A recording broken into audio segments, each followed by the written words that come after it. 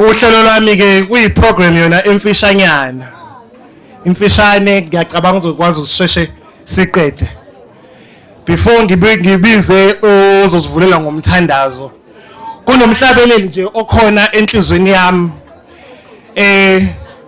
kodwa ke engazi ukuthi ubungaculwa usingaye. I'm sure uyawuthanda naye uLuyanda. Hallelujah. Lithi kungakathalwa lutho emhlabeni mina ngase ngikhona kuye uThixo yasikhulunyiwe yonke indaba yami isihleliwe yonke indlela yami hayakekho umuntu ongaguqula okwaprofethwayo. Hallelujah. Kunjalo nje uNkulunkulu wakwazi useyihlule akuthi namhlanje sobe sihlangene ngawe. Wakwazi ukuthi uzowahlonipha abazali uzihloniphe wena kufike lesi sikhathi siyakubongela. Hallelujah. Sizocela ke ukuthi size sikhulume ozovula ngomkhuleko umese simchunu. Jesus.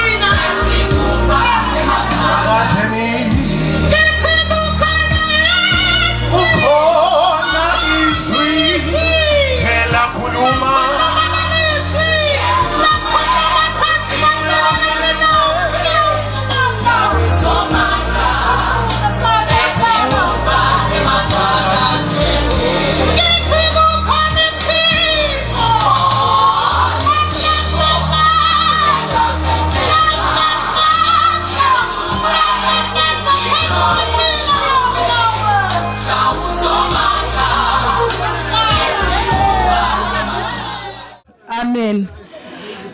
Asibingelele kubaba umoderator, ulady moderator.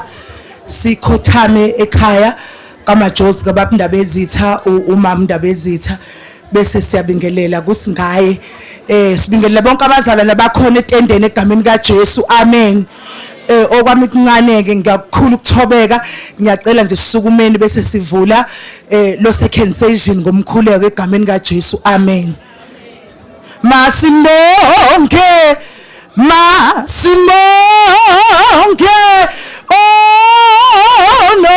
ono musaka simukhothe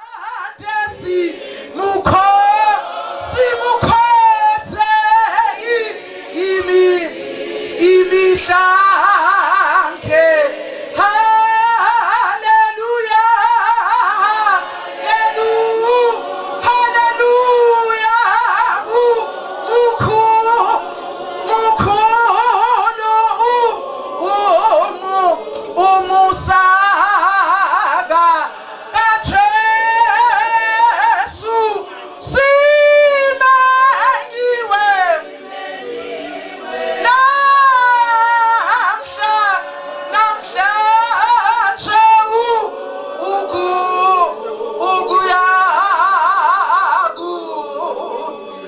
Egameni lika Jesu.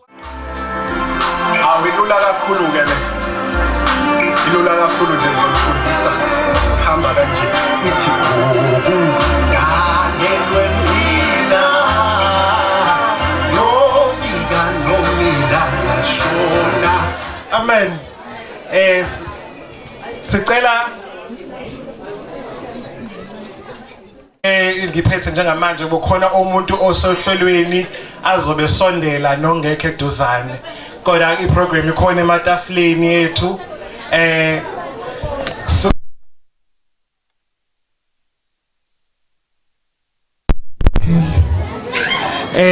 of guests ubaba omkhulu uthisha, words of wisdom Pastor Gumede, word of God moderator SWC Kosana, best wishes from family Mrs. Zagwe auntie Malume Thulani Nkosi, best wishes from siblings okay, I don't have now. Best wishes from church Mrs. Gumede, Miss N. Gabuza. Best wishes from friends, uNozibusiso Mchunu. Introduction of guest speaker, Mrs. Ngongo, sorry. And words of encouragement, guest speaker. Cutting of the cake, okay. Siyabonga. Ngicabanga ukuthi na abantu bazwile abasohlelweni ayibonga inkosi. Njengamanje sizocela welcoming and introduction of guest speaker ubaba babomkhulu Thisha ayibonga inkosi. Halala asithiyele halala sekuze kwalunga sithi awu sekuze kwahlangana asithi awu halala kamajozi azikho into bebekide emini ziphi usihlalo wamakhosi asemzinyathi inkosi uMasibuko nehamba nesekela lakhe inkosi uMajozi bese landelwa inkosi yaseBathenjini inkosi uMthembu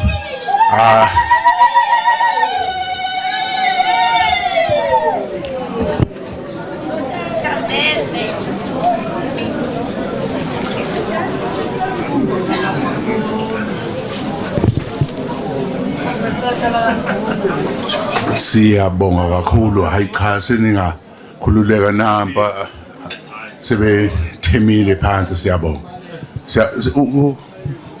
program director cha sengiqedile mina la ay akupresa ndawo la presa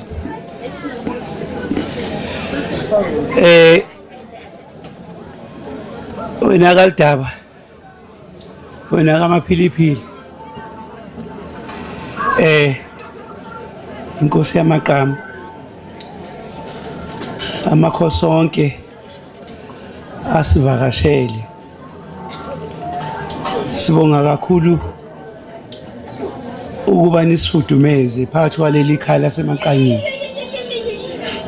siyabonga kuyaqala impela lokho siyabonga nathi siyabona sizizwa sibakhulu lo khulumayo uBongani Majozi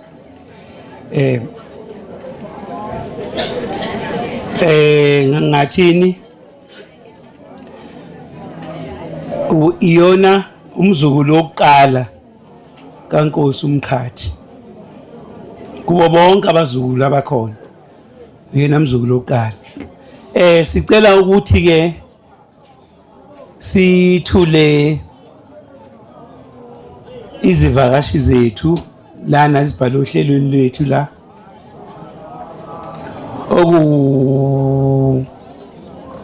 ngathi nje uPastor Gumede sacela uPastor Gumede asukume simbone siyabonga sithole umoderator SW Skhosana awu baba wami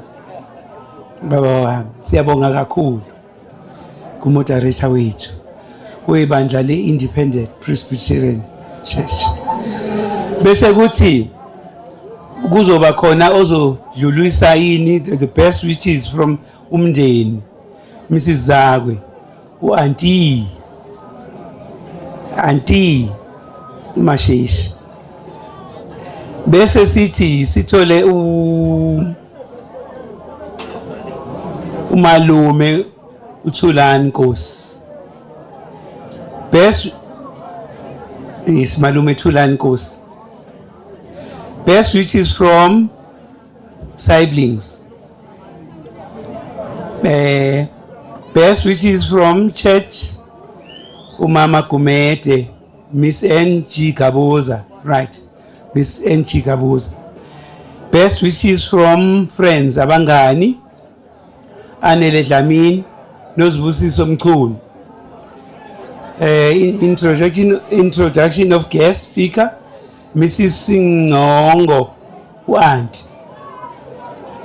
Word of encouragement, guest speaker.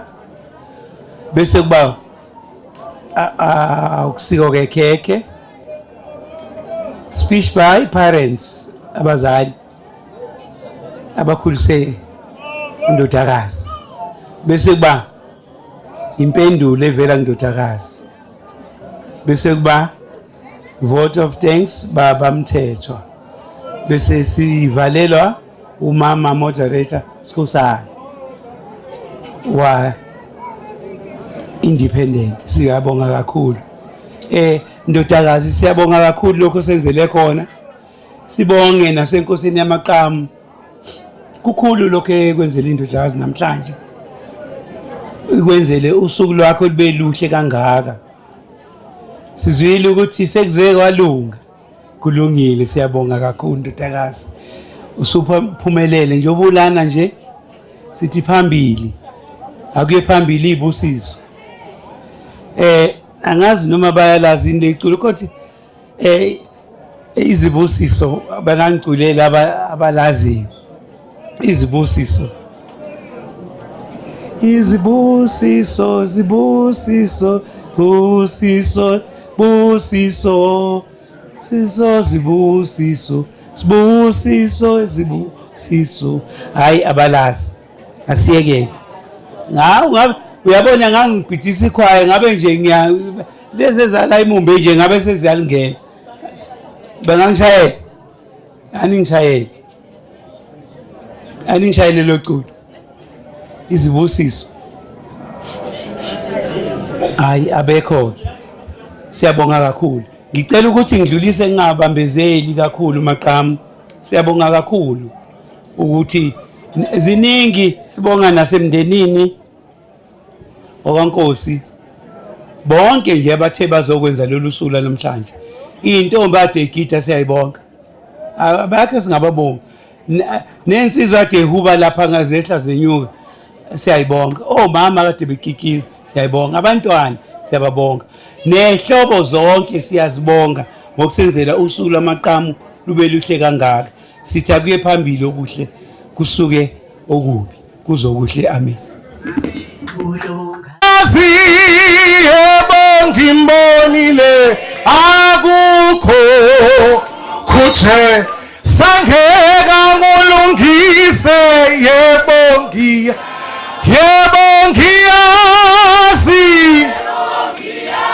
yebo ngiyazi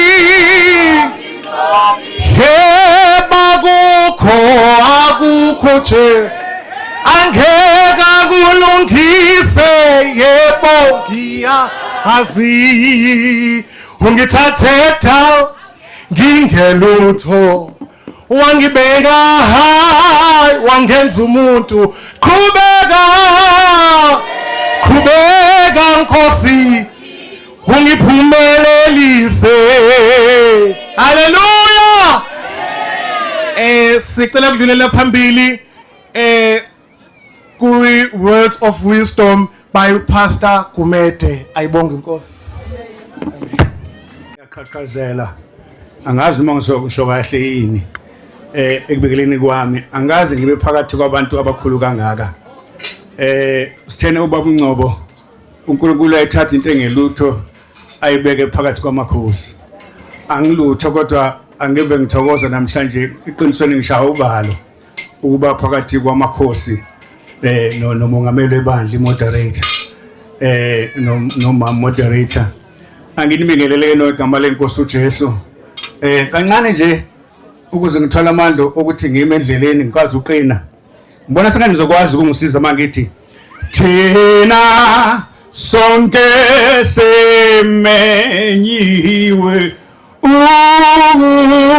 uzedilini nengu bosinyinigiwe ive lengosini tena sonke simenyiwe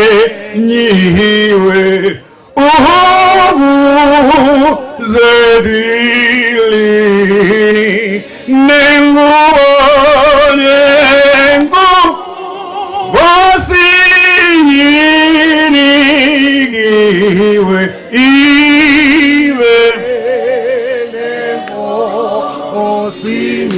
namanje amadola asashayana ngoba aningivumeli kahle kodwa ngibingeleleke ngokukhulu ukuthobeka ngiyathoba kakhulu emakhosini umqamo namakhosi onke akhona noNdlunkulu ubaba umongameli nomama wekhaya abefundisi nomama umfundisi abakhona nebandla lonke neqapho lami leli ipride yami lena haleluya amen ngiyambonga uNkulunkulu ngawe mntanami angizoshumayela moderator ngizovula nje kafushane ngoba yonke into ithathelwa ezweni kaNkulunkulu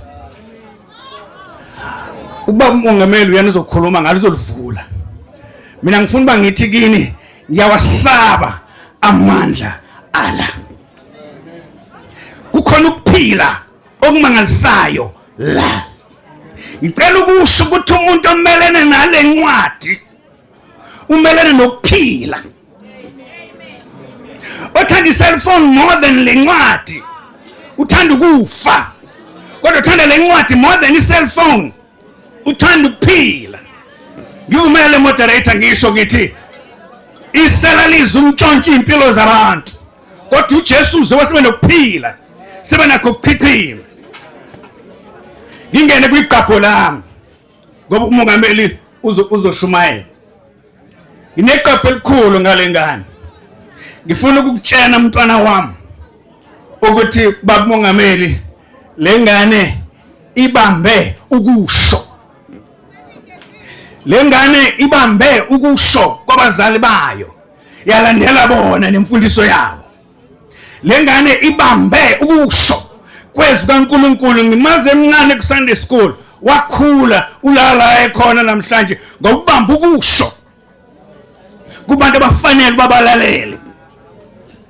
abantwana balayikhaba amantombazana akubona abantu abakhulumayo kodwa banikeza ipulpit bazokumangaza inkosazana unokwanda wenza unyaka mhlawumbe wesibili noma wesithathu e-university watshela ingane sebandleni lami yokunyaka oqala wathi ngicela wenze nje sisi yazi into yela e-university wathi ziningi indlela ezilapha ya kodwa ngicela ukusho ukuthi mangasuwazi uyokwenzani lapha yana kusasa ngeke uyisole kodwa uma wabamba ukusho kwabangani bakho walandela ukusho kwabangani bakho uyobuya nenye into e-university ngeke ube into kufanele kubuye nayo bala leyo ngane yabamba ukusho kaNokwanda and mayikubambile ukusho kaNokwanda leyo ngane namhlanje ishadile leyo ngane namhlanje inomuzi wayo leyo ngane namhlanje inabantwana bayo ngoba yabamba ukusho kaNokwanda majozi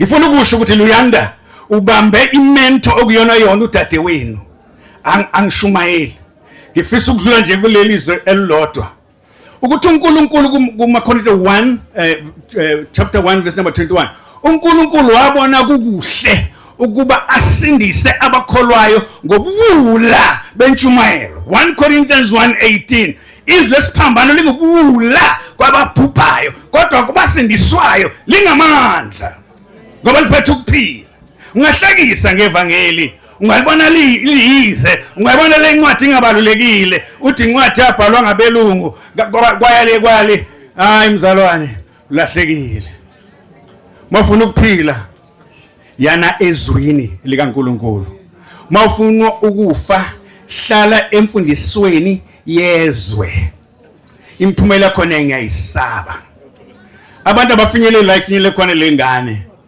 uma bengabambanga lengane ibambe izwe bengiletha masonto onke lapha esontweni nangizwe umntwana ngithini esabazali bathini esidadwabo uthini ulala ekhona congratulations my daughter I'm very very proud of you mphathi ohlelo ngibingelela ngasawubona bye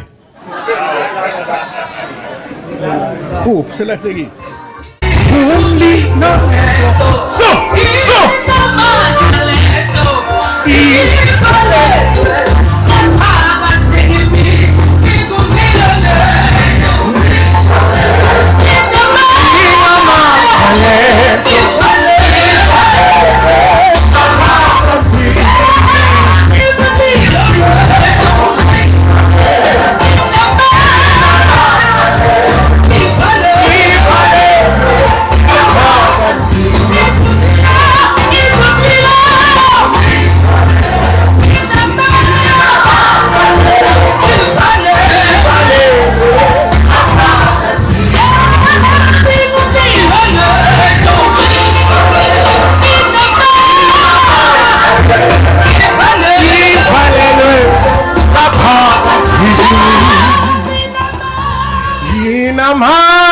amandla iyaphila lento ivalelwe ngaphakathi kimi. Amen. Cela ukudlulela item elandelayo okuyizwi lenkosi by ubaba moderator SW Skhosana. Amen. Awu, ngithohle. Kushe ngaqoka ibheshu kanti ngizosho manje. Ungwele. Uthixo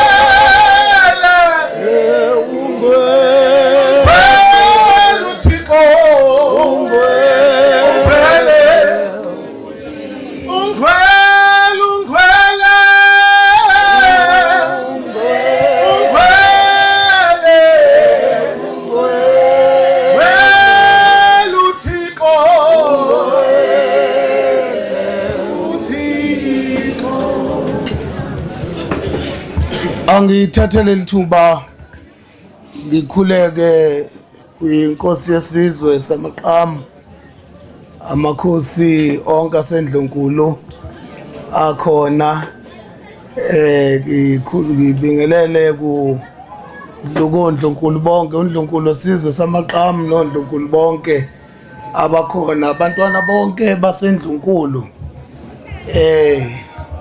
Ngiyabingelela umkhandlu wonke yamakhosi ekhona. Ngibingelele ke ubuholi bonke obukahulumeni obukhona kwigaba zonke ezikhona. Ngibingelele nonke bazalwane egameni lomfelo wethu uJesu Kristu. Ngibingelele undodakazi uLuyanda uyena ke sihlangene ngaye namhlanje egameni lenkosi uJesu Kristu. Amen. Okwami ke bazalwane kuba ngizofunda izwi lenkosi kuqhubekeke umcimbi. Nilihlonipheke bazalwane leli tafula elamakhosi. Kuhlela amakhosi kuleli tafula elingapha, ningalokhu nidlula ngakilo. Sihleli singamakhosi kuleli tafula.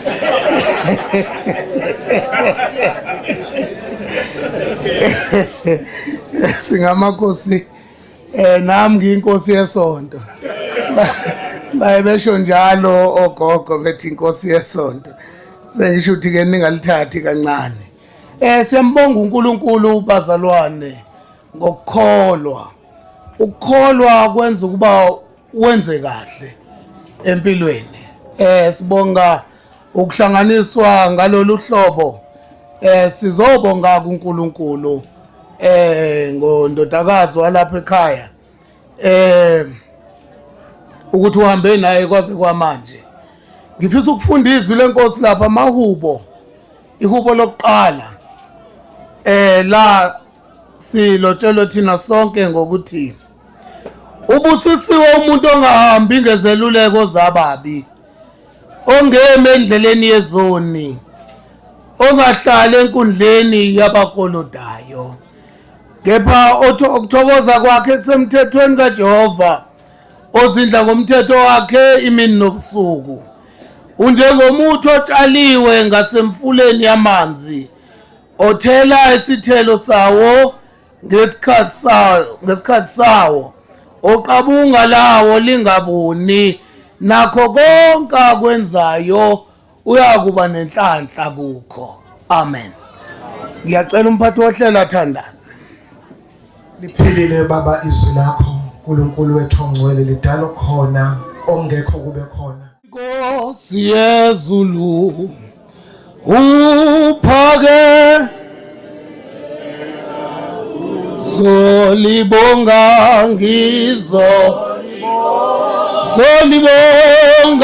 nanko Nkosi yami elakho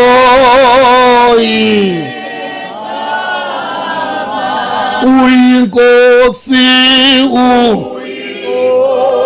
uyinkosi uphakeme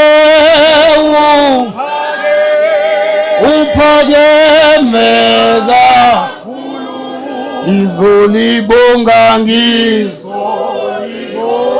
izolibonga Nkosi yami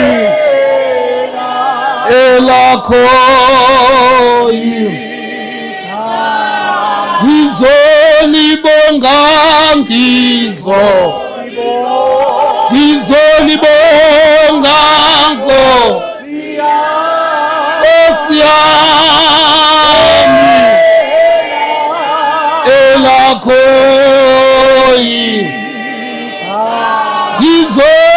izolibonga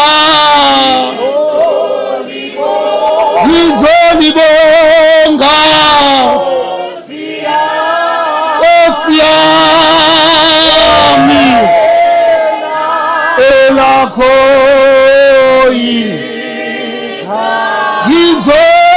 izolibonga izolibonga Nkosi yami elakho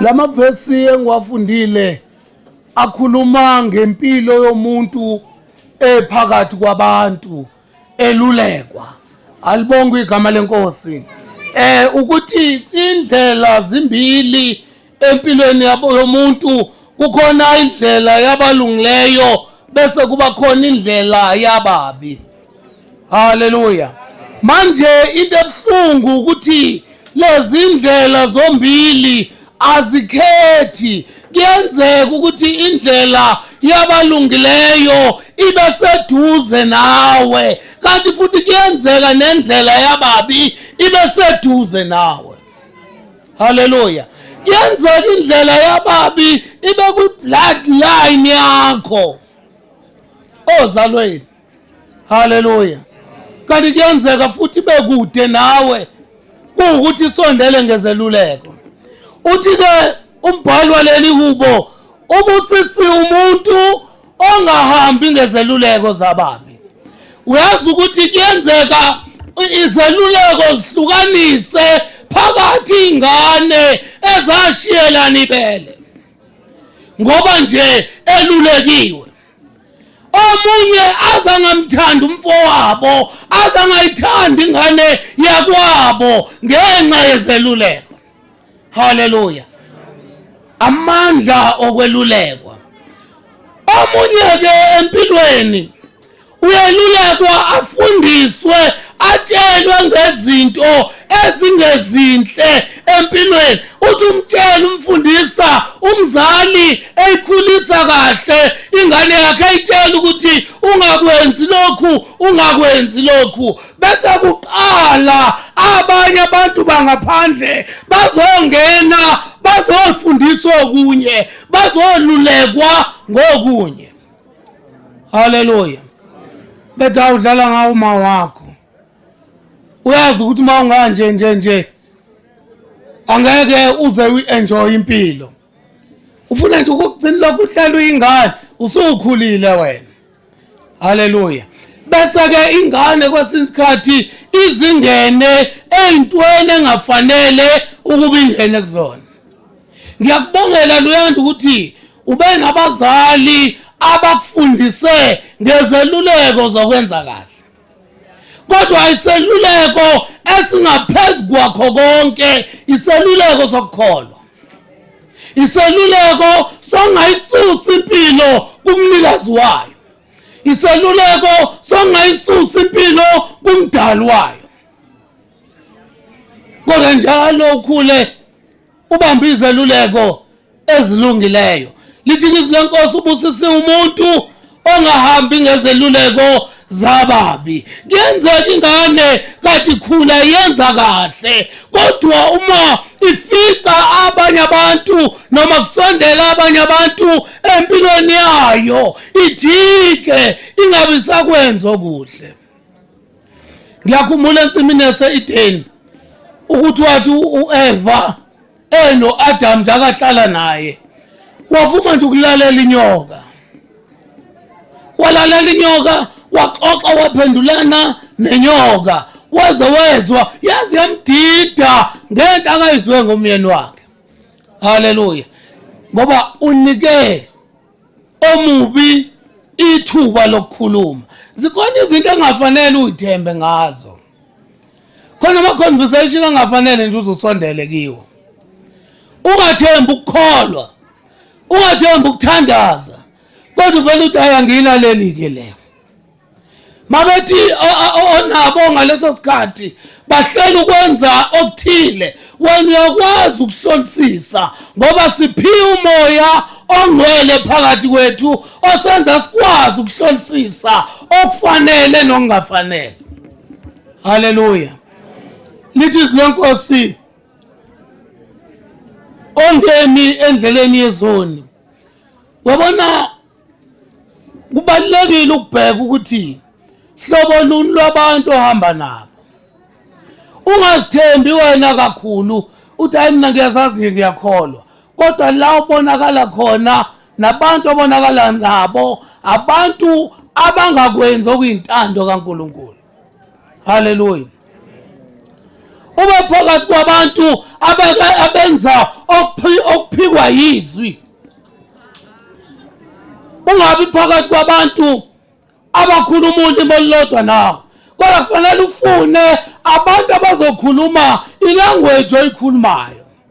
Ukhula ube phakathi kwabantu abahamba uhambo olihambayo, ungemi phakathi kwezoni. Akisho ukuthi wobaleka noma uyothola indlela yokubheka ukuthi ayisoni-ke lesicha, kodwa wena yazi ukuthi ufunani. Attractwa abantu abenza kahle njengoba nawe umuntu owenza kahle. Noma bengathi usiyayitshela uLuyanda thina simazi sikhula naye kamajozi akasasaso oyel kulungile kuhle engakwazi njengaleyo ukuthi mawususebenza labo bangasebenzi bethe usanede osebenza uyaphaka usephakeme ngenze njani nisakhuluma ukuthi sowuthola kanjani umsebenzi. Mina sengikhuluma ukuthi sizosithuthukisa kanjani emsebenzi. Kuhle phela singaxabani, kodwa awukwazi ukungilindela ukuthi ngizospenda isikhathi ekade sispenda nani sisahlanganisa. Haleluya. Wabona umuntu athi mawumtshela ukuthi kuyaqashwa othukela athi avele sebeyamazi umuntu ongena lapho ahlale phansi. Hayi kuthiwa kune project ekhona kwamajosi kuyaqashwa, awuvele leyo yawe engenza sendlunkulu. Ngizoxoxanike pho nawe. Kukhona abantu ababuzwa emqondweni wabo babuzwa ukuthi hayi izwe liyabheda. Yes, alibhede ke malibhede, kodwa ake ngibheke lokho ngingabhedi mina. Angikhumbuli ngizwa kuthiwa khona umbusi noma indlunkulu eyake yosiphula nje emasimini abantu nohulumeni okwakuthi ayinamakabisha wami sengiyawathatha noma lemfini ya bheka ke lokhu wena okuzokwenza ukuthi uphile. Haleluya. Ongahlala enkundleni yabakolodayo. Ngibuka ukukhula kokonakala kwezinto. Uqale uthatha iseluleko kumuntu ongakholwa. Wabona iBhayibheli likhuluma ngomuntu omubi. Cha lisho Siyabonga kakhulu ngezwi. Siyabonga kakhulu ngezwi. Baba moderator aqeda kuzidlulisela lona, ayibonge inkosi. Sizocela ukudlulela kwi-item elandelayo, best wishes from family. Sicela uMrs. Zakwe and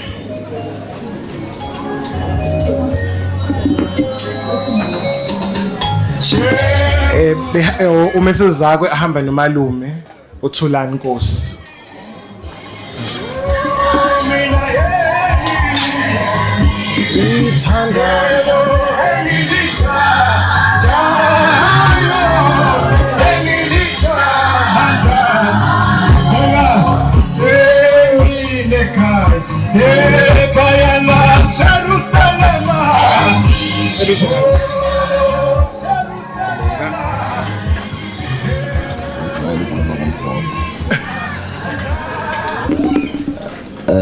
Cela ukubingelela cela amakhosi akhona onke la endlini bese ngibingelela isizwe sonke sakwamaJusi. Ngibonge nje ukuthola ithuba lokuthi ngikhulume njengomalume. Kahle kahle ngisiyena umuntu ojwayele ukuba phambi kwabantu nokuba uthisha ngakubalekela. Kodwa uma isikhathi sifika ke fanele uthathe iresponsibility ukuthi umalume. Oqala nje umshana wami lo ozala udadewethu omdala uMafungwasi. Ngithi nje ngiyabonga dadewethu, ngibonge ubhuti ke mina umkhwenyana kaSisi. Ngibiza ngobhuti nje ubhuti omdala. Ngibonga kakhulu izeluleko zenu enizenzile kumshana. Ngicela leli banga lela kulona afike kulona kunzima ukufika kulona. Noma bridge amaningi owacross out before ufike khona kunzima futhi ukufika khona. Kodwa ke ngenxa yemiyalelo yenu wanilalela njengabazali ukuthi kufanele enze ini angakwenza okuphambene kwaze kwafika la. Kube kuthiwa kusekhona umkhulu wakhe nje ngabe uyajabula ngoba wayekufuna kwenzeke izingane zakhe wayestress kakhulu baba. So ngithi ke mshana ke ngoba kuze kwafika ilithuba ukuthi baze bakubonga abazali bakho ukuthi kube khona into abakwenzelayo bekubonga ukuthi ubahloniphile. Mabe kunika leso sikhiye leso ke kusafanele futhi ube nokuhlakanipha futhi ukwazi ubophe njengamanje lesikhiya akusisona sokuvula noma ikuphi. Fanele before uvule ngaso ubuze kumama lesikhiya siyavula yini la. Mase sibona isona isikhiye sokuvula usungaqhubeka ke. Ukuthi imshana ukuhlonipha abazali konke okwenzile uqhubeke njalo mshana naphambili ngicela impumelelo isiya phambili la okwakukwenzile uma uhambe khona ukwazi ukuhlonipha abazali uphambi kwabo. Bese ukwazi ukuthi futhi uma ungasekho ukubona usule uwenze uba bekuyalile kulikhulu ukuhlala wedwa le ukwazi ukwenza into abakutshela ngisho bengasekho phambi kwakho. So mshana nami ngiyabonga ke mshana ngathi nje kusuwela manje ngathola umsebenzi mshana umholo wokuqala uza kumalume.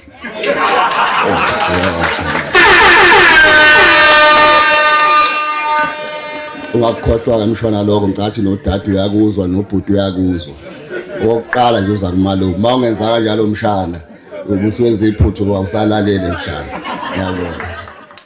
Ngekhazi kephangale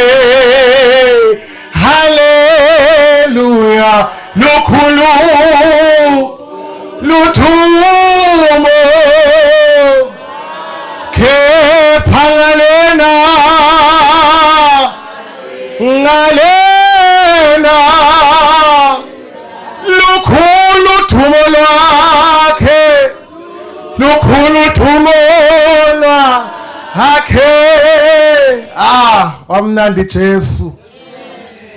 Sicela ukudlulela ke sicela nje best wishes from siblings abakwabo bakwethu.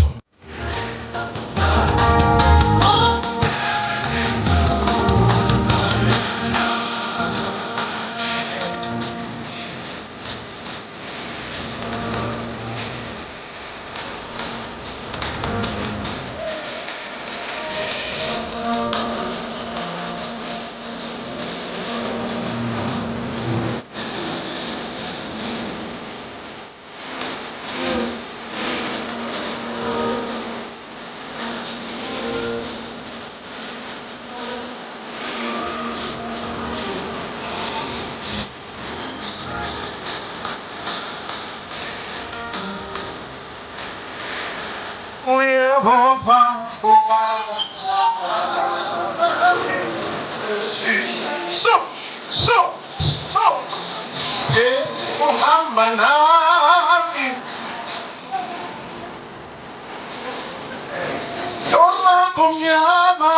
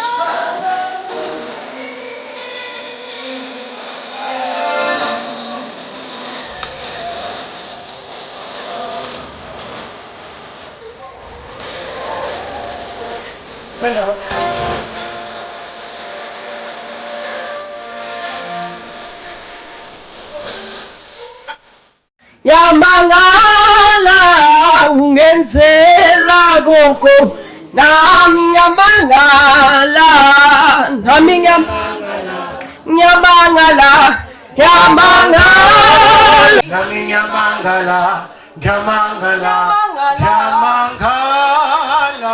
ungenzela konke kuhle nyamangala nami nyamangala ungenzela konke kuhle nami nyamangala ungenzela konke kuhle.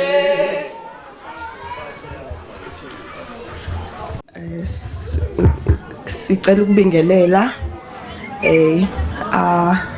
ubaba uNdabezitha, obaba uNdabezitha bonke abakhona, omama uNdlunkulu bonke abakhona, ngibingelele abefundisi bonke abakhona, ngibingelele obaba bonke abakhona, ngibingelele omama befundisi, omama bonke abakhona, sibingelele abazalwane bonke abakhona, izihlobo, abangani, bese kuthi umndeni kakhulu, bese kuthi ngokukhethekile siphinde sibingelele uSingaye begotshus Singaye.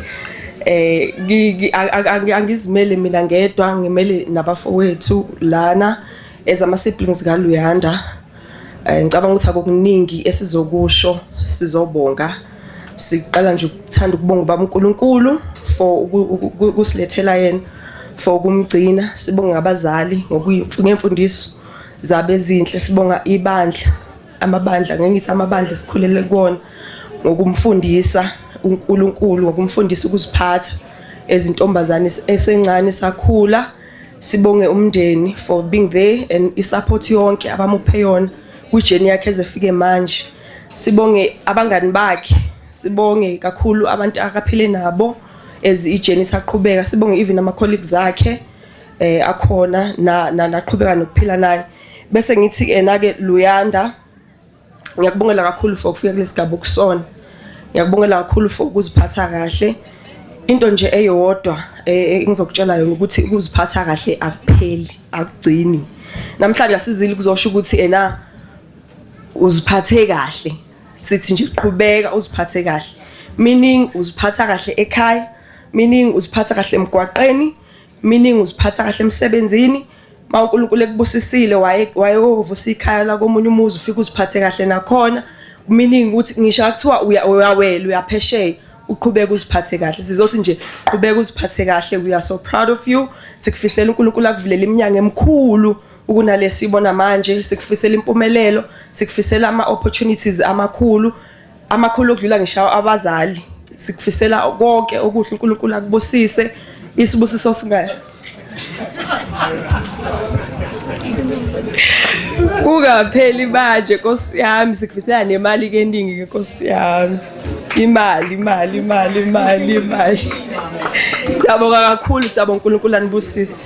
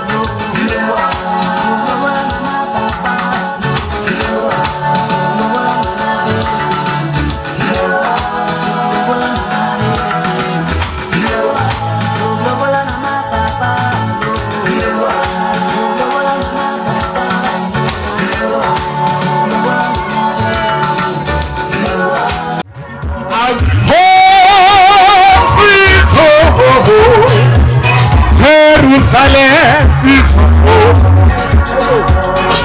Up the mountain, down the valley, Jerusalem. Up the mountain, Jerusalem. Down the valley, up the mountain, Jerusalem. Home sweet home, Jerusalem is home sweet home. Hey, hey, Jerusalem, home sweet home, Jerusalem. Out down, up the mountain, Jerusalem. Town, aha, Jerusalem, home sweet home. Hey, home sweet home, Jerusalem. Out down.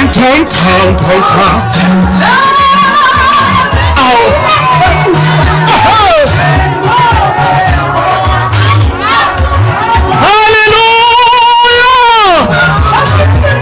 Hey, Helen Kofi.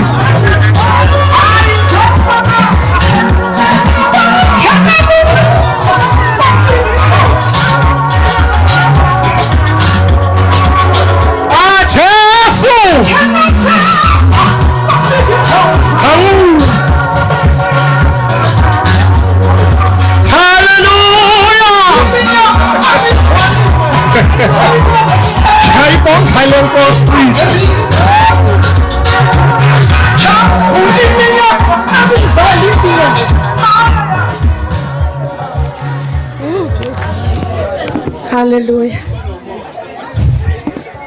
Ngiyabonga ithuba mfethu phatha ohlelo. Ngiyabingelela ebukhosini basemaqanini kumama nobaba babumongameli noma umongamelikazi enobukhosi bonke obukhona umndeni wasemaqanini nje wonke nehlobo nabangani abangaphakathi kwaleli tende ngiyabingelela egameni loMfowethu uJesu Kristu amen. Kuncane ke engikubizelela ngaphambili ukuzobonga nokufisela uluya ke eseshilo ngumuntu omkhona ngakagabuza nguhlalo amantombazana ase-IPC uluya labo uthwe khona. Siyabonga kakhulu bamongameli usekhulumile ubekhuluma mhlambe kungathi uqondise kuwena luya kodwa nathi sizwile sifundile siyabonga baba. Mina okwami nje kokuqala engifisa ngiyangilanda kodwa ngifisa luya ukubonga kakhulu ngakho uyakholwa usindisiwe egameni likaJesu kodwa uvumela abazali bakho bakublesse ngalendlela abafisa ukukublessa ngayo.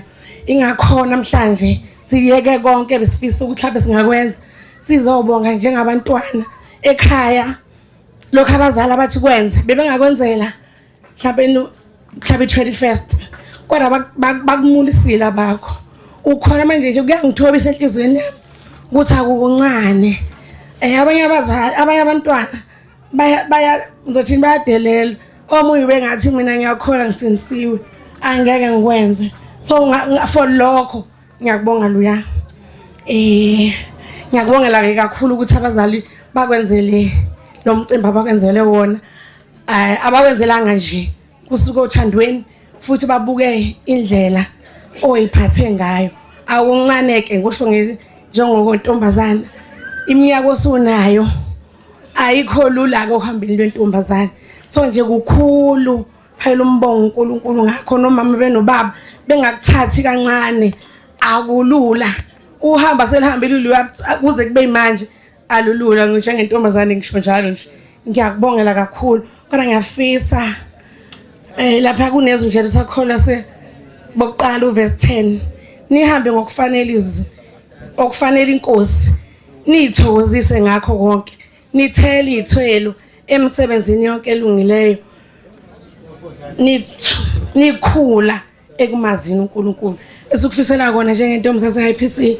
Siyakubonga indlela oyiphatha ngayo phakathi kwethu nokuthi uyaphatheka siyafisa ukuthi uqhubeke umazi uNkulunkulu. Ngiyakufisela ke luya kuqoba bakuhlanganisa nane graduation ukuthi ube isifundiso esifundisekile kungabe ukuthi une degree or whatever now kodwa ufundisekile. Siyakubongela kakhulu. Like a soldier in the army, I am set for the war. I am a winner. I am a winner man. Like a soldier in the army, I am a winner in Christ my Lord. I am a winner.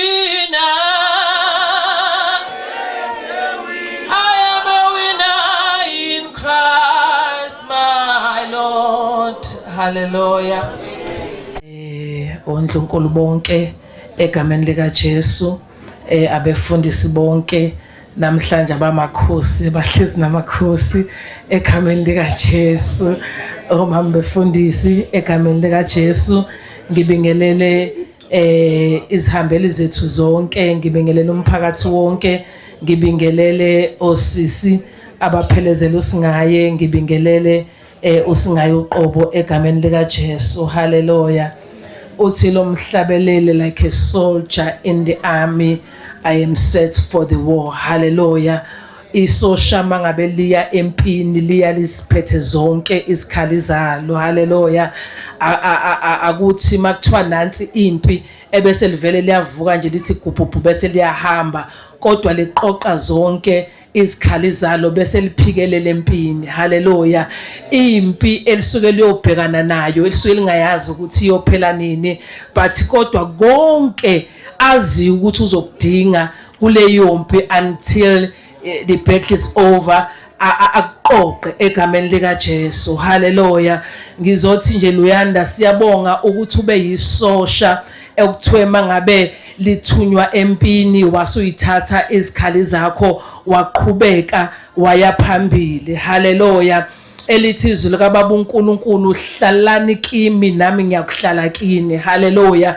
Uhlalile kuJesu, usesikoleni uhlezi wedwa, abazali bengekho, abafundisi bengekho, kodwa wahlala ezwini. Haleluya. So nje siyakubongela kakhulu, sithi uNkulunkulu akuphumelelise kukho konke egameni lika Jesu. Usuwinile manje. Haleluya. Kodwa impi iyaqhubeka. Haleluya. Impi iyaqhubeka ayipheli lana egameni lika Jesu. Abazali bayakubonga ukuthi wenze kahle, waze wafika kulesi sigaba osukusona kwezemfundo, wafika kulesi sigaba usasigcinile, usayintombi, usahlezi ngentombi egameni lika Jesu. Haleluya.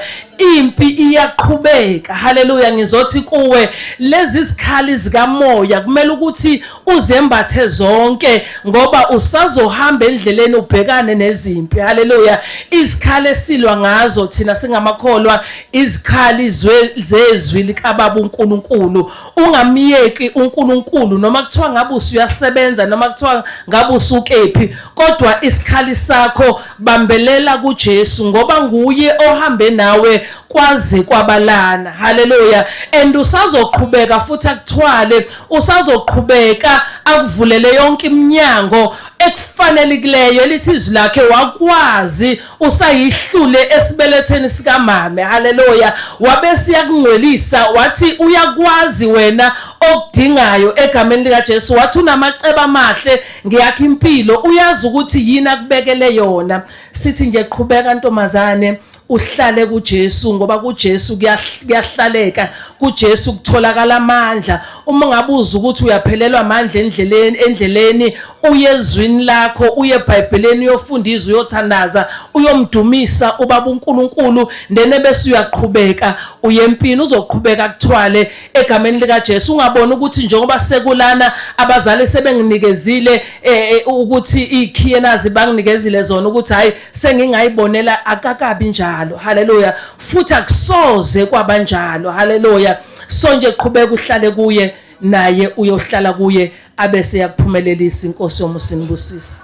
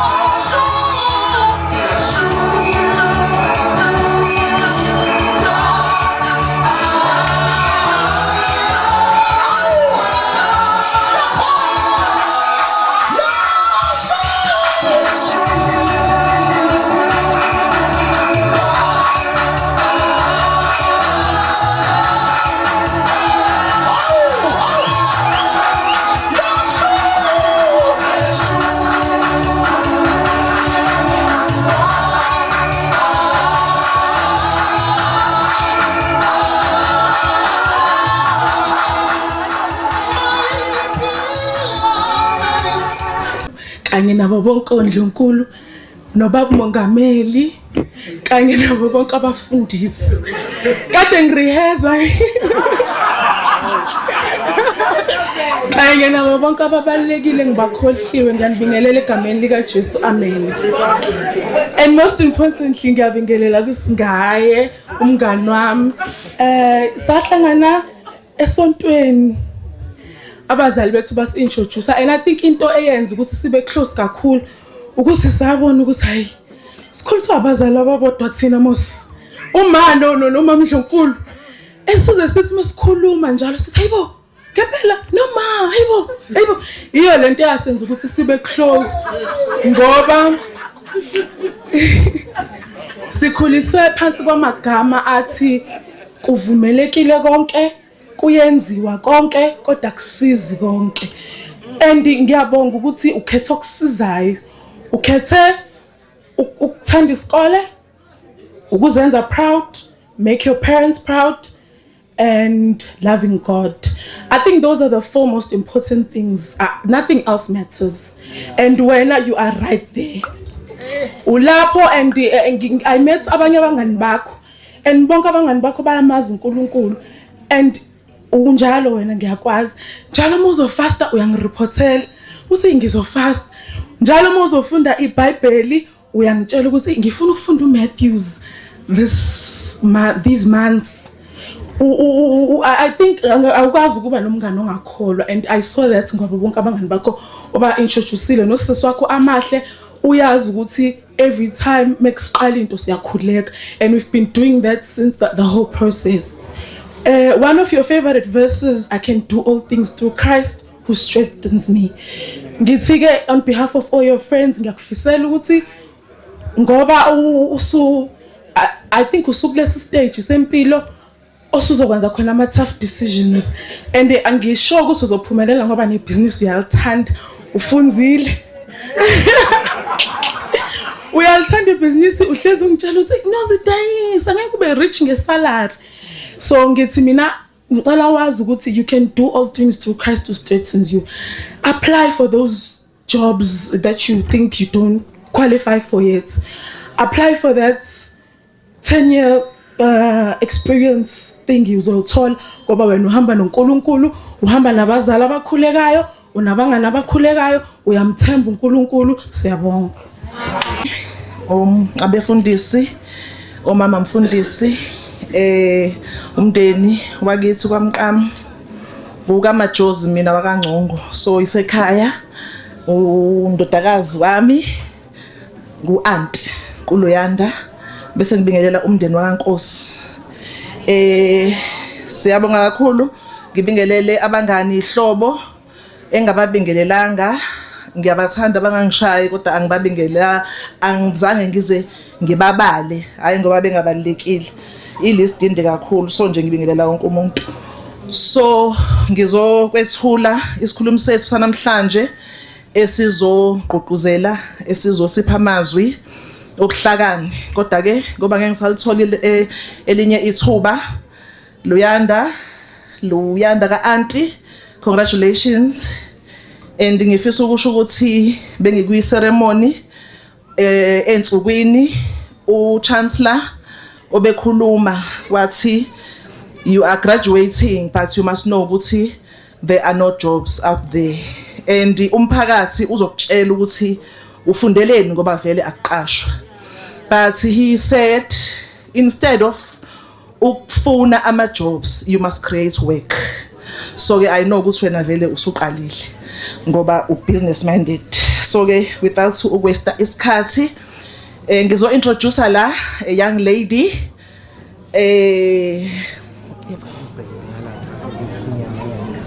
oh okay thank you.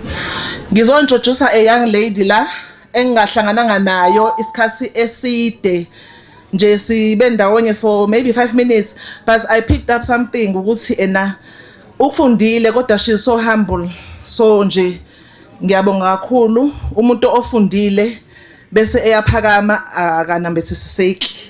So lo engizomethula la she's so humble and ngiphicaphile ukuthi ungumntwana kaNkuluNkulu. Ngizocela mase sengiqedile nje konke sengikushilo bese simshayela izandla kakhulu ezoza ngaphambili nami nje ngiyalibonga ithuba lokuzo introduce umuntu omusha ofunde kangaka. So the young lady is an emerging academic and researcher in accounting, currently registering for a PhD in accounting at the University of KwaZulu-Natal, UKZN. She holds a master's degree in management accounting, BTech, in cost and management accounting. She has a diploma in financial accounting, all obtained from the Durban University of Technology, DUT, where she also serves as the lecturer in financial accounting. With over 3 years of teaching experience, she has contributed to undergraduate education in financial cost and management accounting and has been actively involved in curriculum development, assessment moderation, and student academic support. Her teaching approach is student-centered and grounded in developing critical thinking and ethical leadership. Her research focuses on strategic management, accounting, sustainability, SME performance, and value creation within the South African context. She has presented at national, not only at national, but also at international conferences, and has published work on management accounting practices in small enterprises. This young lady is passionate about advancing accounting education, supporting emerging scholars, and contributing to community development through school outreach and academic engagement initiative. Can you please help me to welcome the young lady, a humble somebody, uLondiwe Thandazi Zulu. Cela simshayele izandla.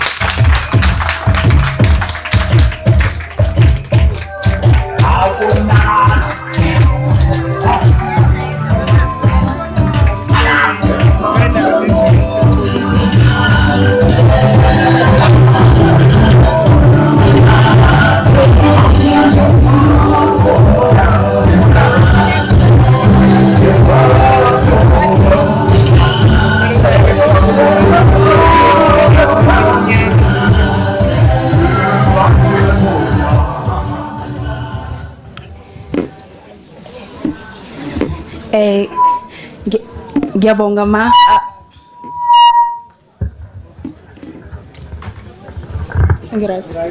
Ngibonge bandla. I-pressure. Ngizobingelela kubaba Makhosi, ngibingelele uMama Ndlunkulu. Ngibingelele umndeni wonke uphelele nomphakathi. In fact ngibingelela wonke umuntu okhona. Ngifeel pressured bakithi. Ngifeel very very pressured. Luyanda. Ngibingelele noLuyanda. Angazi ngithini, you know, ngithe bakuthiwa angithi motivation kangazi because imotivation ihluke kakhulu. Kuye kube ngcono uma wazi ukuthi ukhuluma nomuntu ophethwe yini khathi uzomlapha ngendlela right.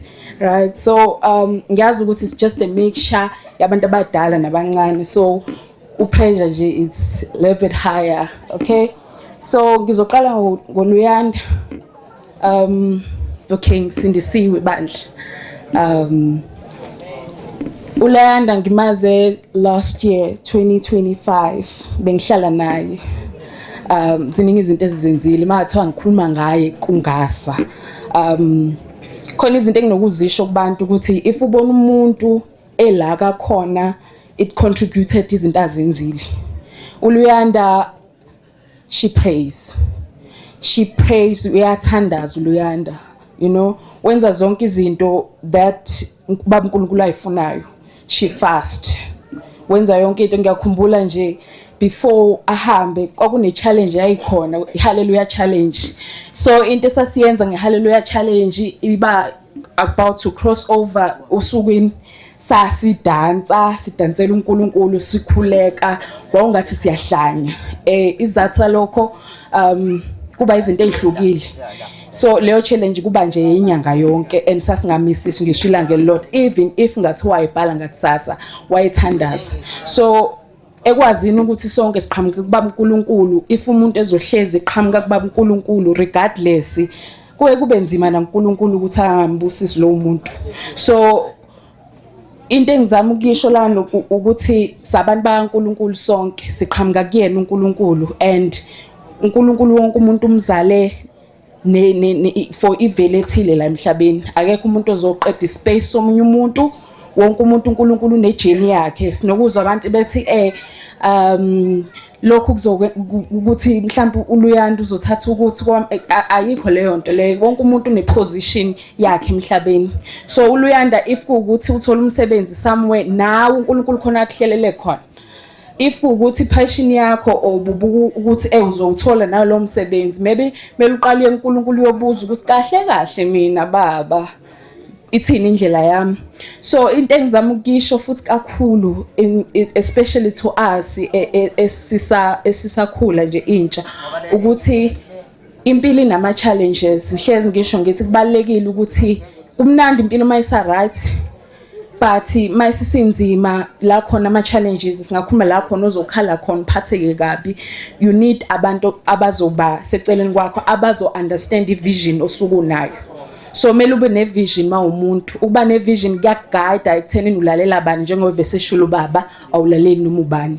Khona futhi language umuntu uhlala nawo 2 minutes nje uma useshila uhlale nami 5 minutes but usevesane wabona ukuthi ngubani and ngihumble kangakanani. So akuthatha isikhathi eside ukuze ukuthi umuntu lo uayi ngeke ulimi lethu alihambelani. So kuthatha ukuthi uzazi ukuthi ubani.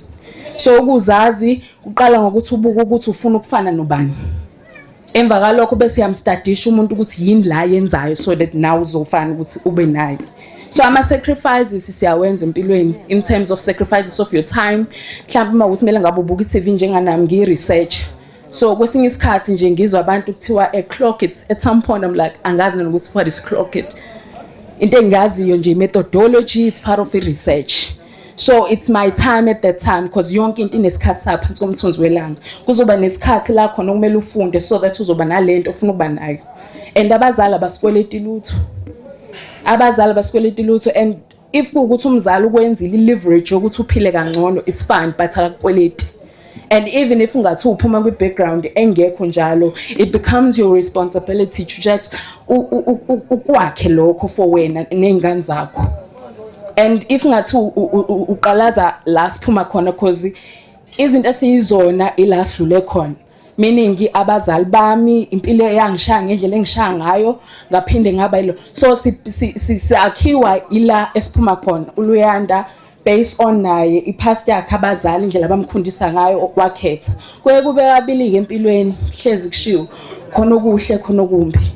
Right, and wonke umuntu uyafisa ukuthi aphile impilo enhle okuhle khamba nempilo izinto ezikahle. So khona izinto engihlezi ngikhulekela each and every time ngikhulekela ukwazana noNkulunkulu kangcono because ngiyazi ukuthi uNkulunkulu akekho against mina. Ubaba uNkulunkulu wathi maye ngakho wangakhela ukuthi ulonto uzodrive imoto enje one day indle nje. So wena ngoba usoma ucabanga mangikubuza ngithi yiphi le monto lo osho ukuthi angifuni ukuthi enangife ngingenayo. Leyo nto leyo uNkulunkulu uyifaka engqondweni yakho ngesizathu sokuthi ufuna ukuthi uyidrive. Baba uNkulunkulu akanankinga nokuthi uyidrive. Okwakho ukuthi uhlale kwi vision board yakho ukuthi ngifika kanjani. And uNkulunkulu lithi iBhayibheli uNkulunkulu wezinto zokukhanya. Wena kosubuyela kuba uNkulunkulu baba ngiyabona okay kwi vision yami because wonke umuntu unamaphupho. Nansi into ngiyafuna ukuyenza sifika kanjani lapha yana bese kuba uyena okuguideayo ukuthi how to get there. So kubalekile ukuthi when you get into kuleso space sokuthi ufuna ukuthi uyikhulise kuye kube khona ama challenges siyahlangana nama challenges yini impilo ngaphandle kwama challenges. Ma challenges asifundisa ukuthi sibe ne experience. Namhlanje khona umuntu okwazi ukuma khulume into kwingane zakhe because une past yakhe ye experience andlule kuyona. So impilo futhi ngeke kube nayo if impilo yayimnandi. Ingakho ngithi na ama challenges siyahlangabezana nawo. Even uJesu wayinama challenges so ubani thina ukuthi singaba excluded when it comes into into kanjalo. So ekubeni ke nama challenges kubalekile ube ne support system avibalekile leyo nto leyo. Abantu abazokhumbuzisa ukuthi hayibo wawusuthi ukhathele wena ushawe iphepha ayihlangani leyo nto leyo. Why? Because kusasa wena mele emhlawumbe wenza into ethile ekukhumbuzise ngamaphupha akho because it sometimes impilo ikwenzele enye into uzukhohle ukuthi wena uthe ufuna ukudrive iG-Wagon. So kubalekile ukuthi ube nabantu abazokukhumbuzisa ukuthi wena uthe and wena mawusuthe and especially kuzokwenza uvuka ukuthi haye lento incane uyisheke and then you carry on ngempilo. So wonke umuntu ngiyakholela wonke umuntu sonke sinamaphupho and kumele sibuyele ku vision board uhlale phansi and choose correctly obani abantu abakusupporta towards that vision and laba abantu abakusupporta towards le vision onayo wonke umuntu unayo ibona uNkulunkulu ababekile ukuthi ube nabo laba bakwenza ukuthi uyifile ngathi umncane ngoba nakho uthi wena one day you just wanna live overseas noma whatever vision that you have the dream that you have with God. Then igeke labo bantu labo uyabona ukuthi haye yini ngathi na indlela kaSathane lesi so uba ne strategy sokudila nalabo bantu uyabalalela kodwa ubalaleli.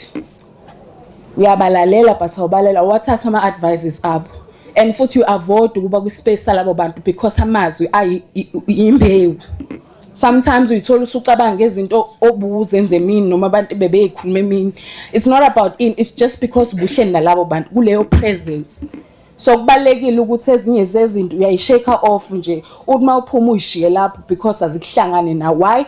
It needs for you to have a vision clear eyaziwa wena noNkulunkulu. Na abekho abaningi abantu ekusemele bayazi leyo vision. Mawazi wena noNkulunkulu mhlawumbe nabantu abathembayo abazothi mabethandaza bekubala bethi baba uLuyanda uthe baba uthe usibanibani. So kubalekile lokho. So Luyanda ngiyazi ukuthi sihlezi sikhuluma ngisazokhuluma nje futhi nawe kakhulu and ngifilile ipressure by the way ngifilile kakhulu but nje ngizonishiya nalo uGenesis 1:1 ithi in the beginning God ekuqaleni uNkulunkulu. So ngayo yonke into yenzayo bokuqala nguNkulunkulu angeke akulahlekise. uNkulunkulu ungcono even nana sometimes abazali nokuthi mawufika kubona bekwatile bethi yey. So kuyisizini wonke umzali nayo unaso leso sikhathi right. So uyazi ungcono nomngani nana uNkulunkulu ungcono nomngani uhlala closer than a brother. Wazi inhliziyo yakhe ekujuleni kwayo, wazi imicabango before ufike wayesenakho ukuthi uzofika kanjani la wena lento kumanje uyicabangayo in your heart in your mind ukuthi ufuna ukuthi uyenze. So kubalekile ukuthi ngaso sonke isikhathi sizazi ukuthi sobani and singadlali abantu belibele bethi ngeke sibe izinto esizoba yizona because guess what we will. Sonke siyabonga kakhulu uNkulunkulu nawe akubusisa akukhulise kukho konke. Siyabonga kakhulu sizodlulela kwi item elandelayo oku cutting off the cake. Ayibonga Nkosi. Oh no sorry. Thina sonke sisindiswe. Hallelujah. Vala DJ kuzokonakala. Cela ukudlulela kule item yoku speech by parents. Cela uma nobaba besondele ngaphambili.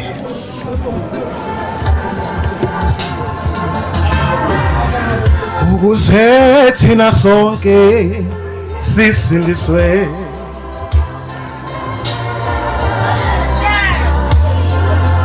Imikhosi kaThixo phezulu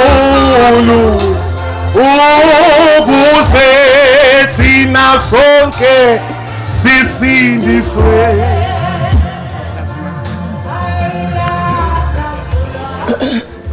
Ngiyabingelela egameni lenkosi yami uJesu. Ngiyafisa ucula kodwa akusaculeki. Ngicela ukubingelela uthobeke emakhosini onke umzala wethu wakasithole wakamthembu usihlalo wasemzinyathi inkosi uMazibuko ubaba bami abamkhulisa enkosini ubaba Gumede Pastor Gumede ubaba uModerator Sikhosane ubaba uNgcobo sehambile. Ngibingelele amakhanselazi ngisalibona lelodwa likhona. Ngibingelele ubhuti wami ngibingelele ozakabo kababa ba before emaphoyiseni. Ngibingelele namhlanje ngiyajabula kunomalume oyedwa umalume wami wakwamlotsho ngijabule kakhulu ngimbona. Ngiyabonga malume. Ngibingelele umndeni wami wakwaNkosi. Ngiyabonga ngibingelele abakhaphe uLuyanda ama-ACC amahle ama-IPC amahle ukuba ngiyakwazi ukuhlabelela angabe ngithi wawubonani ngibe inkosi ukuba ungithande kangaka Nkosi uJesu ngiyakuthanda wawubonani kimi inkosi ukuba ungithande kangaka Nkosi uJesu ngiyakuthanda. Ngibingelela ubaba Luyanda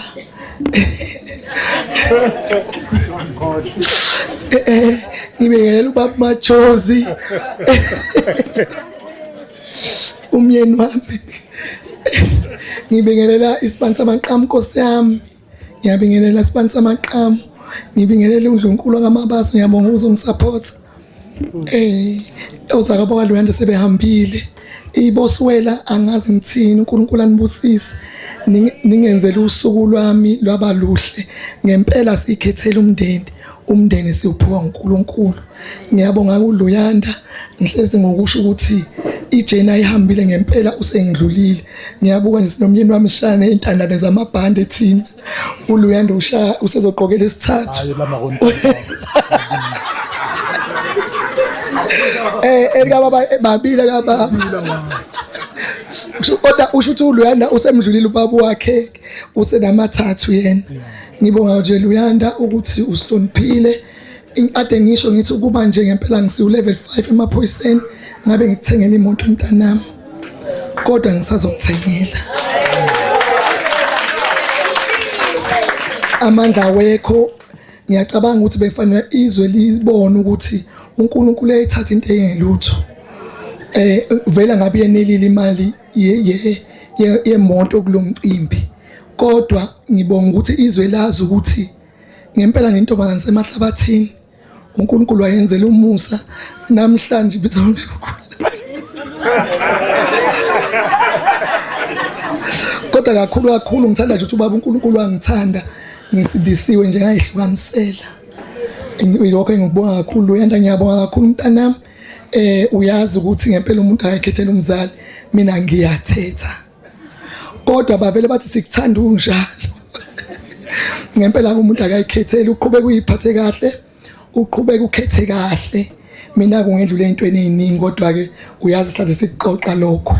Kodwa ngisazokushaya nje noma bethiwa usuku ukaka una 24 kodwa ngisazokushaya nje isikhathi sokuthi ngikushaye. Uyoba ingane uyozufe noma uyangithethisa. Uma wabe ngize ngicela imali ngithi mama ngicela ungiphe imali sengisaba ukucela ngidaba ezitha. Athi mama yeka vele uyeke ibuyisile, yeka ukusebenza ngivele ngikuholele. Hawu ngibole ku 500 nje usethi uzongiholela i-medical aid ngikhokhele ngani. Kodwa nje ngiyabonga kakhulu Maganga, ngiyabonga uNkulunkulu ngijabulile ngibona mawami kaMakhoba sisuka kude naye impilo ingayinhle. Kodwa nje ngibona umamncane wami kaMakhoba, ngibona iIPC yonke, ngiyabonga iIPC. Ngicela ngisase ngibona, ngiyabonga kakhulu. Ngicela unike bamajosi.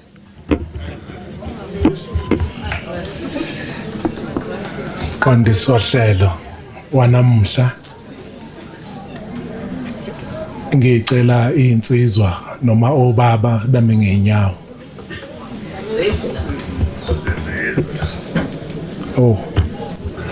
Ngizocela ningilekelele ngithi nzima Mwelase Nkosi yesizwe.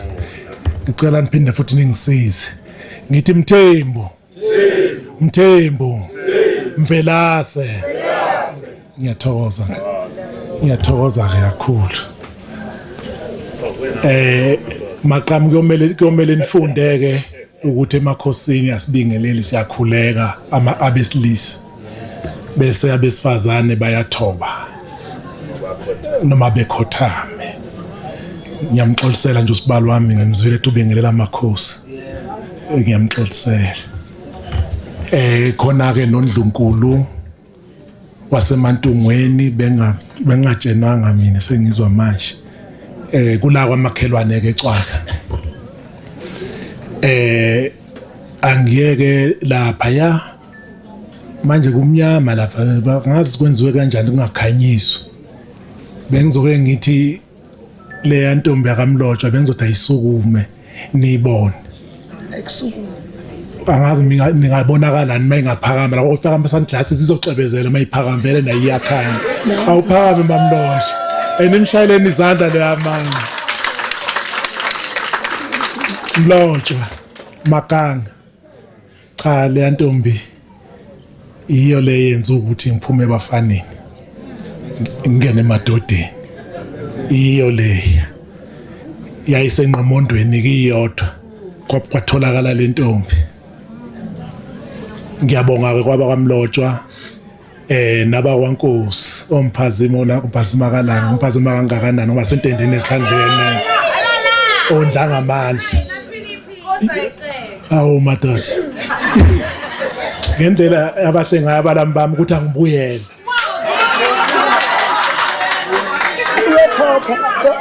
ukuthi angibuyele cha manje angithi abayifuni ukuyithatha isizwe zantombi zakankosi zinhle kodwa manje abafuna ukuyithatha ukuthi angiphindele mina ngiphindele ubaba Mongameli ubaba Sikhosana ubaba Gumede umfundisi ibandla lase ACC ubaba Gumede uhamba nowakwakhe umama uGume wakwaGumede intombi yakwaButhelezi eShowe engayilanda eShowe kunzima ngaphuma nayo phela ayingeke inqabe kufika umsinga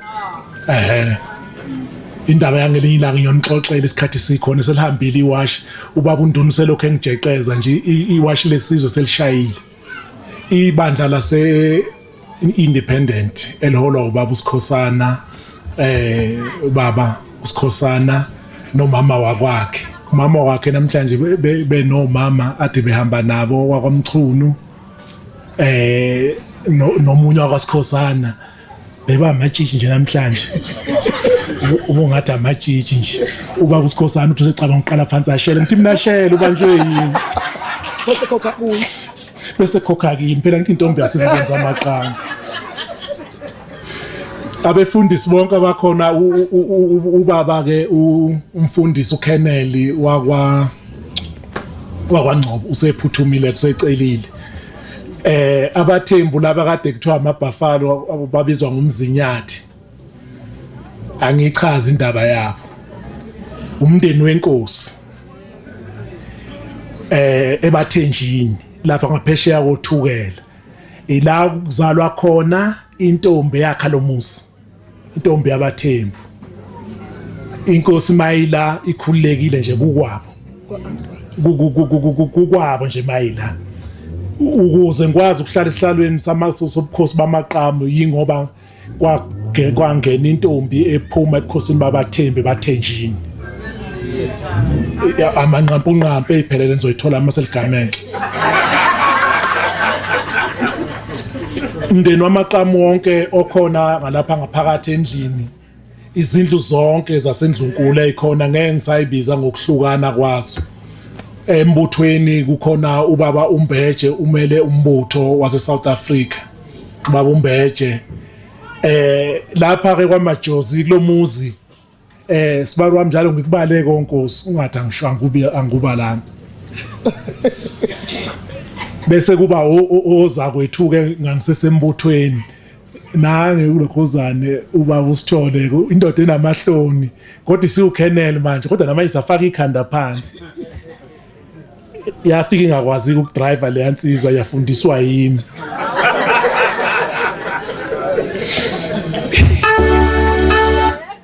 nabanye ngisho indaba zasengixoxa nje kancane amanqampunqapha semaphoyiseni kodwa nje ngifisa ukudlula ekutheni silomndeni wakwaMajozi lapho sidlula khona ubungani buyakheka ngomusa kaNkuluNkulu lezi insizwa ngangisebenza nazo nobaba uButhelezi usuke ePitoli ubaba uSitholo wasebhulwa sasebenza naye samisana futhi mase sigano ngamisa wangimisa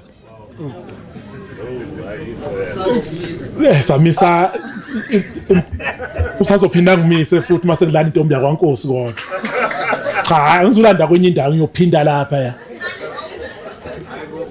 sahamba saya eThekwini ngafika eThekwini sathola na umndeni wakwaGumede nabazalwane bonke namhlanje bonke bala inkosazana yakithi amaqhamu kaDila igane kwaNgcongo umndeni wakithi nawo owadabuke Richmond usiwakhe ngapha ezantsi ko South Coast amadodakazi ami ke lawa amahle umndeni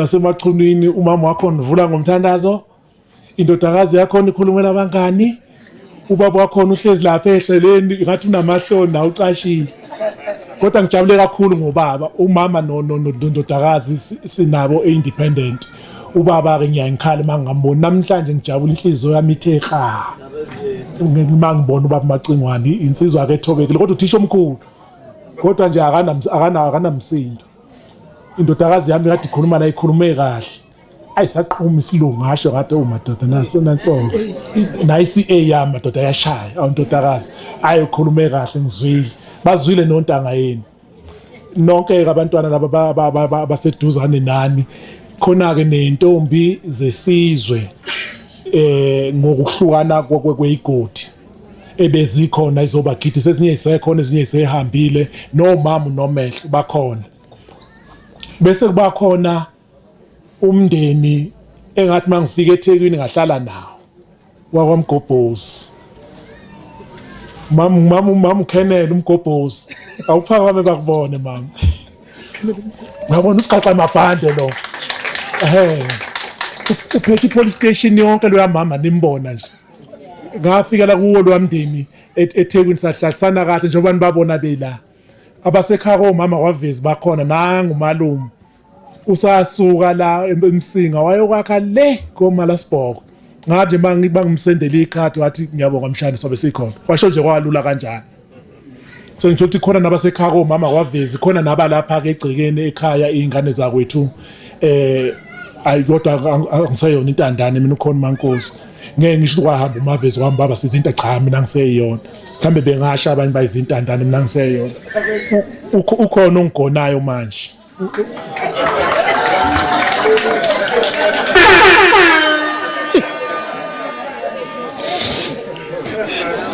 indodakazi hawu kanti nomona DJ nacima uyibani mangisho kanjalo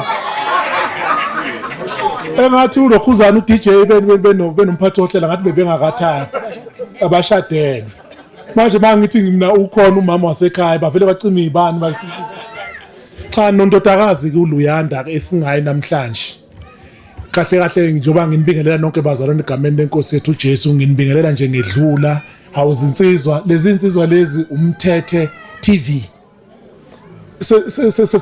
sekwababala ekhaya njalo nje masibathinta abasukumela ababuzi ukuthi kunjani sibathinta izolo namhlanje bala ngoba sesikhohliwe ngenxa yokuxakeka siyasenzela kumsebenzi nizowubona lo msebenzi waso bese nani nithatha ngelinye ilanga ngiyacela siba support abafana basebancane nje kodwa abane vision isikhulumi sanamhlanje sosuku lo ndodakazi lona unamahloni naye akayichazanga uLuyanda uhambile wayofunda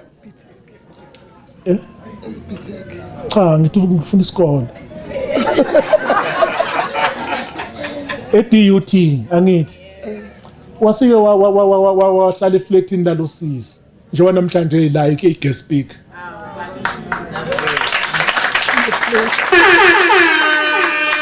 ngisho ukuthi ngathi athi la ihamba khona naye uyazakhela ubuhlobo obuhle abanye balezi ingane ahlezi nabo amadodakazi amamahle la wayefunda na first year second year third year bathi Luyanda sobe sikhona bese belobe emshusha bethi Luyanda kanti into yakho yenziwa nini sifuna ukuqhubeka nempilo eshushwa abangani bakhe bese kuba khona ke la kaMvelasi kukhona ke ubaba uDuze la insizwa ke ebuyibo somabhizinisi iyasilekelela kakhulu la ekhaya iwusihlalo keqenjini layo lika IFP la kukhona amaqembu epolitiki ahlukahlukene bengihlezi nanokhuzana no EFF amaberet abomvu kade la belethe izipho baningi bahlukahlukene bazalwane izipho esitholile ziyamangalisa undodakazi kuLuyanda ke esingayi ngithi ke nginibingelela nonke enikhona ngeke nginiqede bazalwane siningi ihlobo zethu la ekhaya ikhona namhlanje nabahlobo bethu la nje mina engadlula khona ngasebenza bala umama la yadlula khona esebenza bala uLuyanda la ehlala nabo bonke efunda isikole bala bebelobe shintsha unyaka nonyaka ehlale nomunye kulonyaka ahlale nomunye bala abangani bakhe ngifuna ukuthi ke ngiye kuyena kuLuyanda ngithi ke siyabonga ilelo gama esilethile ngomthetho ufuna bese ngihlala phansi ukunje phela kumuntu wasewaphuza utshwala bokufulela uselokho eqhubeka bese lokho ekhuluma njalo umuntu wathi qhabu kancane silethe nje igama elilodwa kule ngane ethi siyabonga singabazali Uma sibonga asisho ukuthi sekwanele. Sithi siyabonga okwamanje kodwa sifisa iqhubeke. Iye phambili nokwenza kahle. Sayithuma esikoleni sathi ayolanda isitifiketi esiyiphepha. Yabuya naso. Yabuya nesitifiketi esiyiphepha.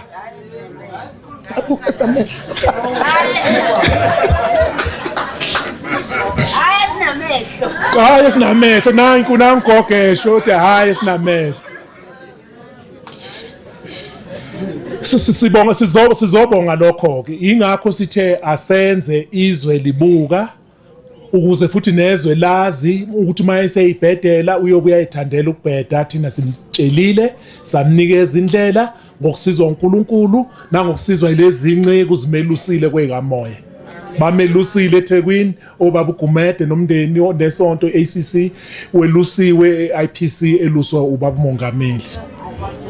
Sithi ke siyabonga kuNdodakazi bese simfisela ke okuningi okunye naye ayifisela khona ukuthi aqhubeke empilweni azafinyelele la ifisa khona. Thina ngicabanga ukuthi awethu amandla phela la manje. Asephelile wethu. Asimupheke isifo sakhe. Cha kodwa ukufunda asisho ukuthi akami ukuye akayeke. Ngoba sisafisa amanye amabhandi. Cha lokuzaneni uyathanda ukufunda futhi uyayimisela. Uyayithanda nje incwadi. Ijazi elibomvu basho njalo abathembu bakwethu. Cha sithi ke okuncanyana it's a token of appreciation.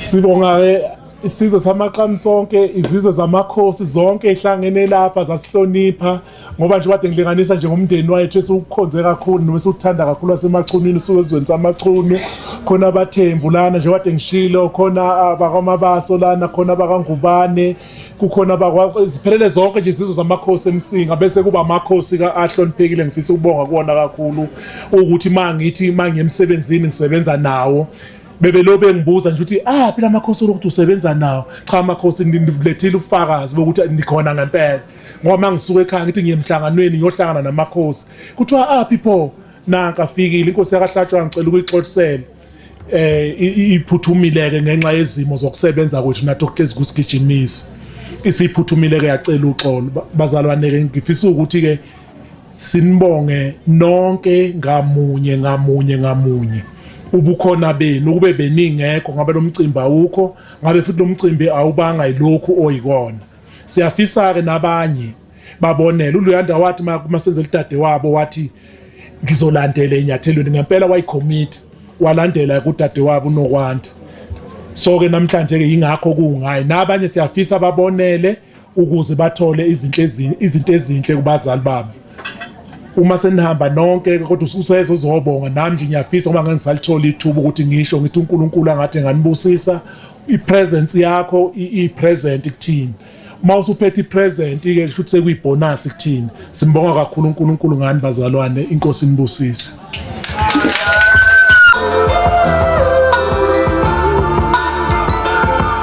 Good morning. Good morning.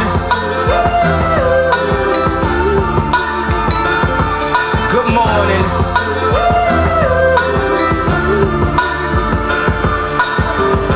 Wake up, Mr. West, Mr. West, Mr. Fresh, Mr.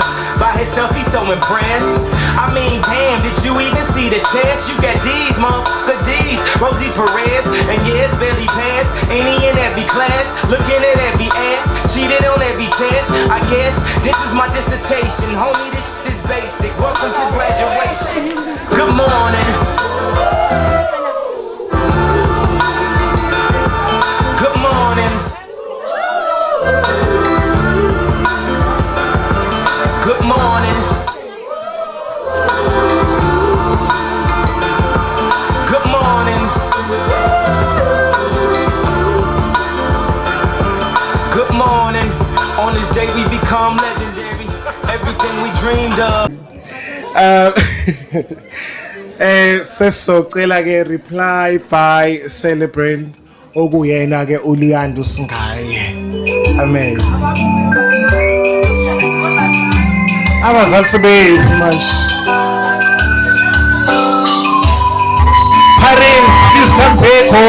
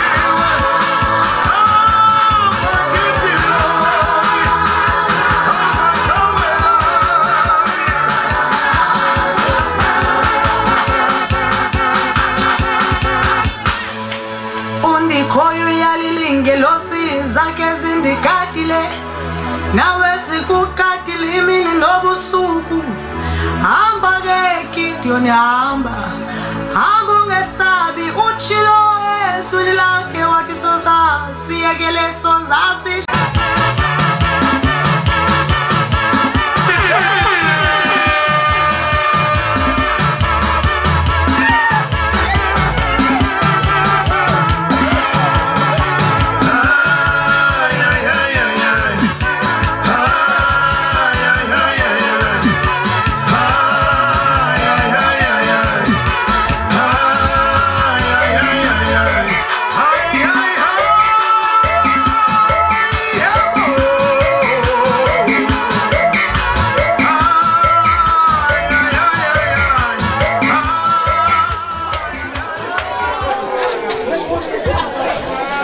Jesu sengizoba mfishana kakhulu abantu sebehambile isikhathi esihambile ski yakhona cela uma kukhona olahlekelwe ukhiye i-kill yakho inibhalwe Khwezi ulanga phambili omncane nje. Thank you. Ngiyabingelela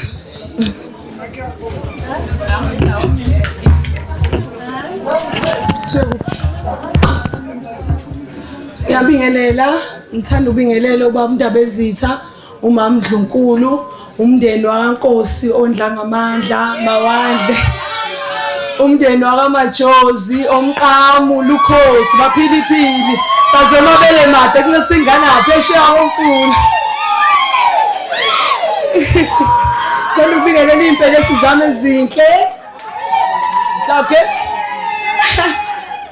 Ngiyabingelela umndeni wonke okhona ihambe zethu zonke ezikhona amen ngizowenza ngizoreplya nje njengomuntu benifikile nizomcelebrate amen sakina ngithanda ukubonga uNkulunkulu first and foremost because ezinizwile ikhuluma zami bezisho ukuthi ngumntwana kaNkulunkulu ngisindisiwe. I love to pray, I fast bakazi konke lokho. So ngithanda ukubonga uNkulunkulu ngaleli ithuba. Even before this event I did fast because I was like ngeke kwenze uNkulunkulu engekho zizi alpha and omega. Uzuthi Proverbs, many are the plans in a person's heart but it's God's ways come to prevail. Amen. Ngithanda ukubingelela ukubonga okwesibili abazali bami abahle. Ngihlezi ngithi umuntu must give them the flowers esaphila. So umama ngihlezi ngisho even if you view my status ngithi umama Proverbs 31 woman uyingqothovu nje. Umama she's everything. Yes uyathetha impela and angeze shintshe anytime soon but ngiyamthanda kakhulu. Ngiyabonga kakhulu mama. Ubaba masesibhubudla imali yakhe kakhulu sinophela sithi iblessa lethu. Ngiyabonga kakhulu baba kuba iblessa. Angazi noma benazi inkomo bezingekho 1 not 2 but 3 cows. Plus isipheko. So ngiyabonga kakhulu bazali bami uNkulunkulu anibusise. Ngiyabonga ukuthi impelesi zami abanye bafika from Sunday. They've been with me. Abanye bafika eziqhubeka iviki. Abanye balove ezikoleni just to make sure ukuthi banami namhlanje bangimisile. Thank you so much uNkulunkulu anibusise. Ngiyabonga kusisi Londi Zulu. I found another sister kuyena our guest speaker. Ngahlala naye last year. Ngangithi nje sis out of respect ovela aba usisi indeed. Ongafeel ukuthi uqashile lana. Wayese usisi wami njengenzela everything noma yini ngisisi ngidinga something ngesikole engisiza sisi ngidinga something with groceries engisiza. Ngiyabonga kakhulu sisi destiny helper. Excuse me ngiyabonga kakhulu umndeni wakamajozi. Ngiyabonga kakhulu isupport ipheko bengireceiver mama nabe receiver. Ngiyabonga kakhulu to everyone who came through. uNkulunkulu anibusise. Ngiyabona ukuthi ningenze millionaire. Ningibona ngiya kanjani? Tuesday nje ngiyolanda imoto yami egarage.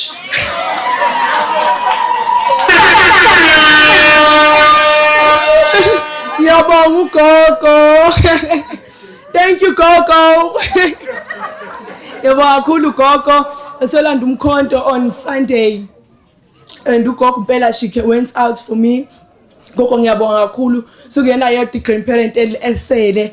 Gogo ngiyabonga uNkulunkulu akubusise soqhubeka sikuvakashele ngoDecember nje we know ukuthi so vashela ugogo. Ngiyabonga kakhulu to mamncane bami to my everyone nje who came through for me. uNkulunkulu anibusise isibani samaqhamu umama Zulu wena mama Mximba our personal assistants from Monday bengimhlupha uthe izolo into azobe ngithuma yona kusasa ngoba unginaka iviki lonke. Ngiyabonga kakhulu mama Mximba bobo omkhulu eseGoli ibandla seIPC intombi. uNkulunkulu anibusise omama seIPC. Ngiyabonga kakhulu uNkulunkulu anibusise. Ngiyabonga MC.